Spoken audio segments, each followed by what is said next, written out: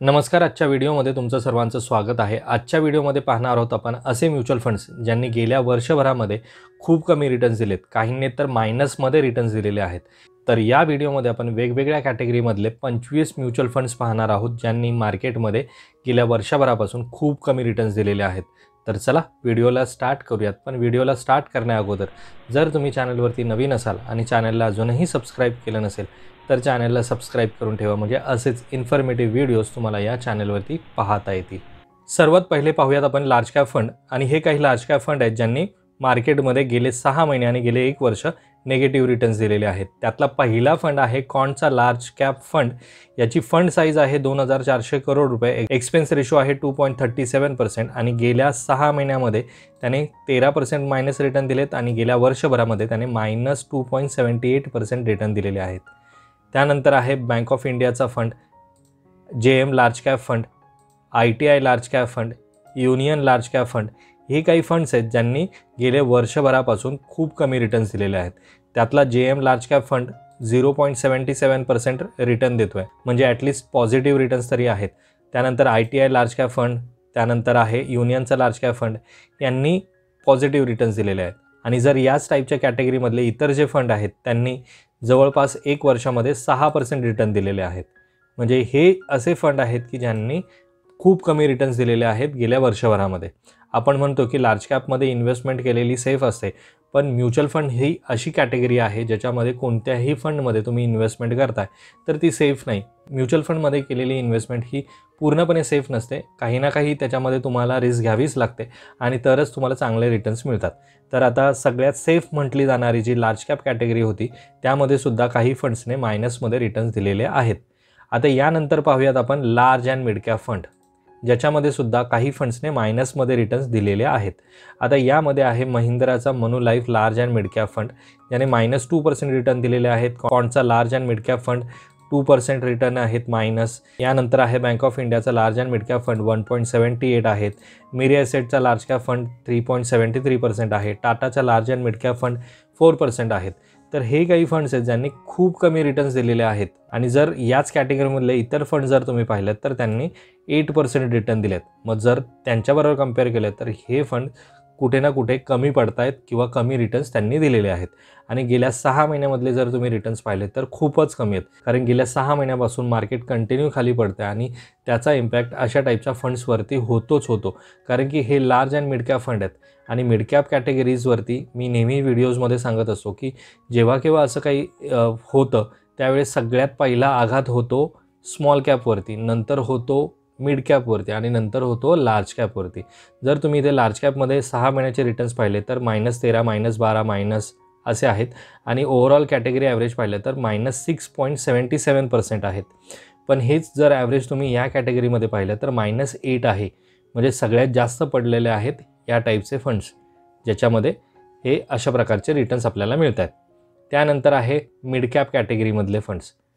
Mid cap कॅटेगरीमध्ये सुद्धा trust mid cap fund 126 crore investment असलेला हा फंड आहे. त्यामध्ये एक्सपेन्स रेशो आहे 2.52%. 6 महिन्यामध्ये -15% आणि 1 वर्षामध्ये -4% आहे.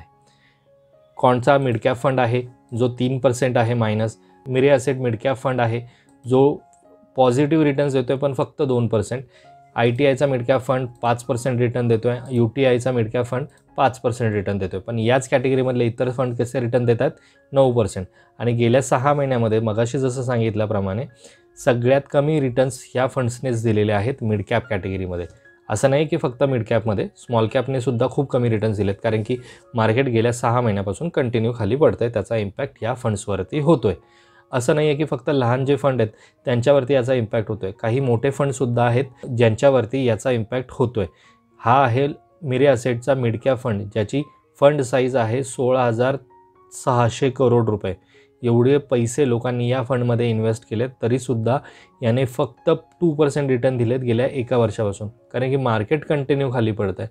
त्यानंतर कॉन्डचा मिड कॅप फंड आहे 8,700 करोड रुपये इन्व्हेस्ट केलेत लोकांनी आणि -3% रिटर्न देतो आहे. त्यानंतर इथे 11,900 करोड इन्व्हेस्टमेंट आहे UTIच्या मिड कॅपमध्ये, तो 5% रिटर्न देतो आहे. असं काही नाही आहे की फक्त छोट्या फंडवरतीच त्याचा इम्पॅक्ट होतो, मोठ्या फंडवरती सुद्धा तेवढाच होतो. त्यानंतर आहे स्मॉल कॅप कॅटेगरीमधले फंड्स. आता स्मॉल कॅप कॅटेगरीमध्ये सगळ्यात कमी रिटर्न देणारे जे फंड आहेत तो आहे क्वांटचाच स्मॉल कॅप फंड, जो -2.71% रिटर्न देतो आहे. पण जर या फंडची फंड साईज पाहिली तर 24,800 करोड इन्व्हेस्टमेंट असलेला हा फंड आहे. एवढे पैसे लोकांनी या फंडमध्ये इन्व्हेस्ट केलेले आहे. एक्सपेन्स रेशो त्या मानाने खूप कमी आहे, 1.63% आहे. पण गेल्या 6 महिन्यामध्ये हा -15% आहे. -15% रिटर्न ह्या फंड्सने दिलेले आहेत. त्यानंतर आहे Baroda BNP Paribas small cap fund, याने -0.46% रिटर्न दिलेला आहे. युनियनचा स्मॉल कॅप 0.96% आहे.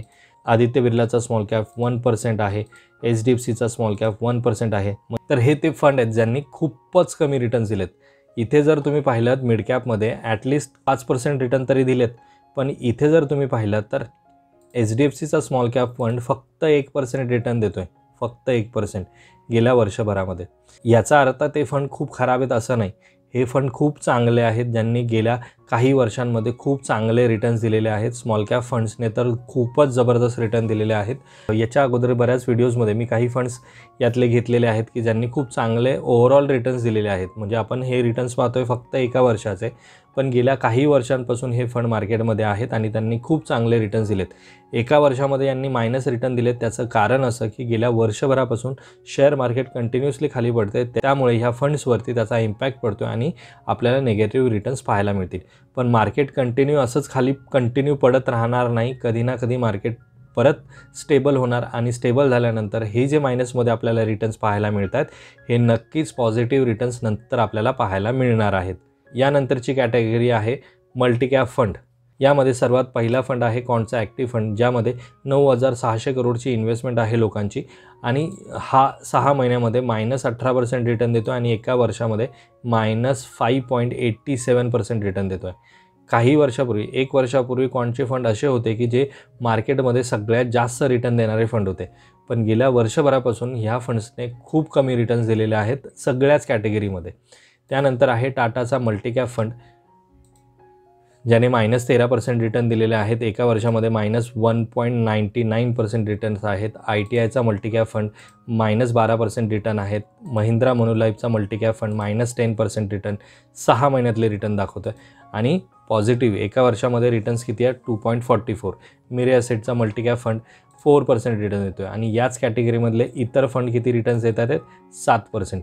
म्हणजे मिरे असेटचा फंड जो आहे तो जवळपास याच्या पोचला तरी आहे, पण क्वांटचा किंवा टाटाचा मल्टी कॅप फंड खूपच कमी रिटर्न देणारे आहेत. मगाशीच सांगितल्याप्रमाणे एका वर्षाच्या रिटर्नच्या बेसिसवरती आपण कोणत्याही फंडला जज करू शकत नाही किंवा ठरवू शकत नाही की पुढे जाऊन हा फंड अशा प्रकारचेच रिटर्न देणार. कारण की मार्केटमध्ये असलेले इतर फंडसुद्धा जर निगेटिव्ह रिटर्न्स देतात आहेत कंटिन्युअसली, याचा अर्थ मार्केट खाली पडतं आहे, त्यामुळे असं होतं आहे. असं नाही आहे की बाकीचे फंड सगळ्यात चांगले रिटर्न्स देतात आणि तुमचाच फंड मायनसमध्ये रिटर्न देतो आहे.